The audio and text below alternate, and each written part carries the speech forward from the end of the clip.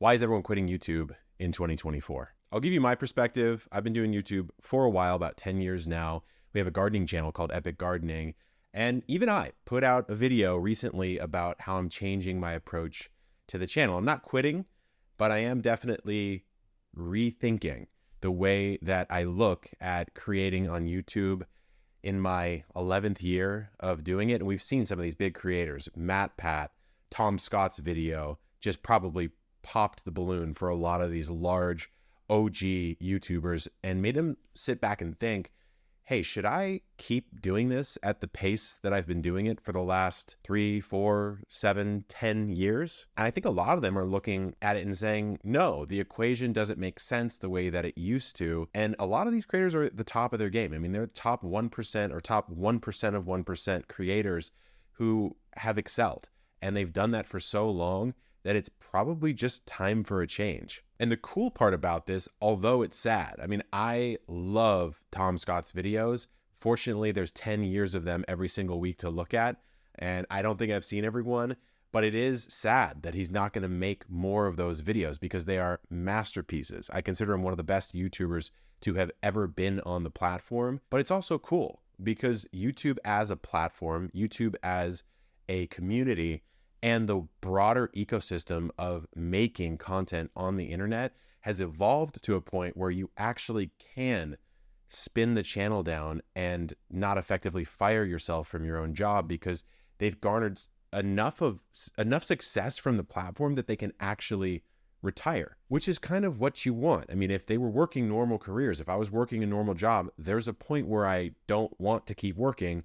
And we call that retirement. And that is where ideally you've saved up enough, you have your retirement plan, you have your investment accounts, and you kind of chill and go off and enjoy your life. Now, I personally am not wired that way. I can't turn it all the way off. I have to be doing something, but that doesn't mean it needs to be at the pace that even I personally have been doing it over the last couple of years. I think that's another part of it. I mean, if you look at what happened from 2019, it was interesting year, nothing too crazy. 2020, boom, global pandemic, lockdown, content across the board gets consumed at a rate that we may not see for a very long time. It was something that blew out new creators, existing creators like myself. I mean, we saw our audience explode during the pandemic. And I'm sure a lot of these people who are quitting right now also saw the same thing. And there wasn't that much else to do. So it was really easy for me to go into the backyard and crank out a ton of videos because what else am I going to do?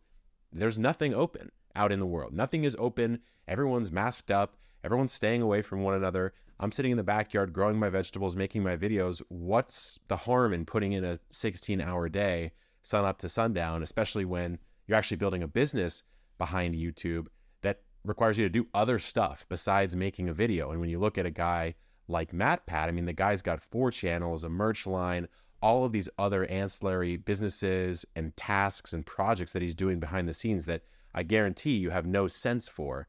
Just speaking as a business owner, like the type of stuff you're doing when you're not just making the content is insane. And I think a lot of them are just like, yo, it's too much. It's just too much. So it's kind of weird because as an aspiring creator, I think right now, if you were to ask kids, what is the #1 career? Everyone's like YouTuber, TikToker, content creator, etc. And I think that's honestly pretty cool. I would love to see people get into other careers as well. We don't all have to be on YouTube. That being said, it's easy for someone on the come up to look at these big guys and say, yeah, it must be nice. Like, I would love to be sick of the thing that you're getting millions of views doing, but just take it from someone who's been on the other side of it. It's not like it's so much cooler than it was in the early days. In fact, what always happens, no matter what type of successful journey you go on, is you yearn for the earlier days when things were simple. There's the whole parable of the fisherman and the businessman comes out, goes on a fishing trip. This fisherman takes him out on the charter, and the businessman's having an amazing experience. So he says to the fisherman, this is so good. I'm having such a good time. Have you ever thought about turning this into a bigger business? The fisherman says, okay, well, what would I do? He said, well, you'd have to hire other captains, you'd invest in other boats, and then you'd fill those boats up with other people fishing. You'd make more money, you'd reinvest that.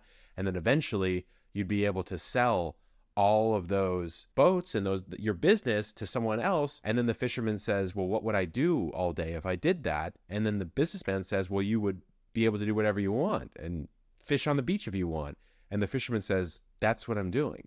And so there's a deliberate equation. And I think this happens. It's going to be more quantified in the future as this creator business world gets a bit more sophisticated. Is you either stay relatively lean. You're a guy like Dodford, who I really, really love. I think he's got some really interesting content. You should check his stuff out. I think his team's pretty lean. I don't know, but I think it's pretty lean. It might even just be him and one other person. And you keep it there, or you blow it out completely and you go like Good Mythical Morning, or you go, Matt Pat, or you go Linus Tech Tips or something like that. But the problem is there's very few categories that can support a business at that scale. You pretty much need a business behind the business, right? You need something behind the business, because if you have 15, 20, 50 employees, that costs a lot of money and that puts a lot of pressure on you. And I think what we saw is creators getting a little bit ahead of themselves as far as their ability to manage a business on the back end, and as far as their ability to actually pay that staff when things have cooled down a little bit. Maybe views aren't as big, maybe the sponsorships aren't coming in,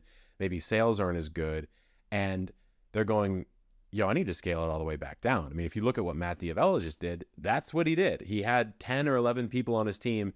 He scaled it down to 1, killed his course.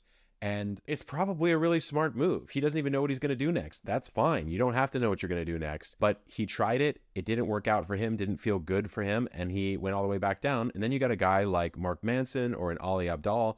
Both of them are scaling it up. But if you look at what a guy like Ali Abdaal is doing, is he's building a ton of businesses behind his YouTube channel. His YouTube channel is kind of like the tip of a spear that has like a bunch of little hydras attached to it. So he's got like a YouTube agency. It looks like he's got a mechanical keyboard company coming out or something like that. He has his book, he has his courses, he has all of that kind of stuff. So he can support a larger team, because even if one of those businesses goes down, the rest of them are probably going to be okay. And he's still cranking out content, generating revenue on the YouTube side. And he's just wired that way, it seems like. I don't know him, but it seems like he's just kind of wired that way. And that's probably the biggest thing I see in this whole creator world, is the type of guy or girl who gets into the YouTube game is usually not the empire building type. It's someone who's a creative. It's someone who is maybe a little bit introverted. Maybe they were a bit of a loner as a kid. I mean, I'm kind of just speaking for myself now, but that's what I think is going on here. And I think they're trying to be something they're not, realizing that they're not that, and then either stopping or scaling it back down. So it's just an interesting time in YouTube.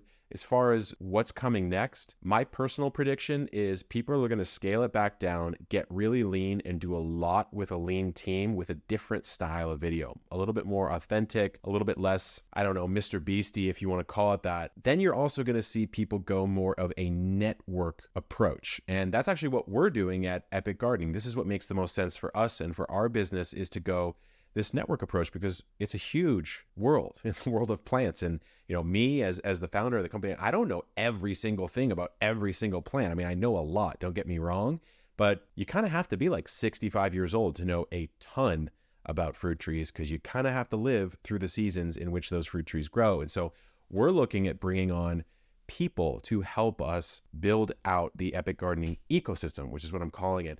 So these are just some of my thoughts as someone with a few million subscribers on YouTube who is in the very lucky position to have built a successful business off of the back of YouTube. So take it for what it's worth. That's my 2 cents. Let me know what you think down in the comments. Keeping these babies unscripted. Peace out, my friends. I'll see you soon.